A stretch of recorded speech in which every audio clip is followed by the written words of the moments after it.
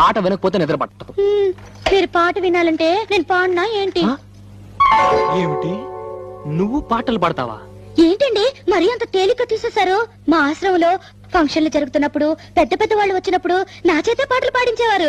పాటలు పాడుతున్నప్పుడు ఒకటే చప్పట్లు చప్పట్లు కొట్టే కొద్దీ నేను పాడేదాన్ని. మరి ఇన్ని రోజులు నాకు ఎందుకు చెప్పలేదు డార్లింగ్? ఏదో ఒకటి వదులు. తలుపులు ముయ్యండి. ఏ ఎవరిని వింటారనా? కాదండి, నా పాట మీరు తప్ప మీరు ఎవ్వరూ వినకూడదు. నా పాట మీకే అంకితం. ఓ ఏం కొట్టేవే నచ్చలక. వస్తానుండు, నీ పాట నాకే అంకితం. ఓకే, ఏది పాడు.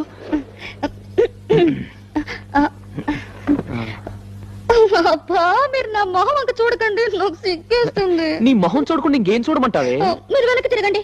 నా దగ్గర ఎందుకు సిగ్గు? మీరు వెనక్కి తిరుగుతాను, నా పాడతాను. ఓకే ఓకే ఓకే, నా వీపు చూసి పాడు. ఆహా.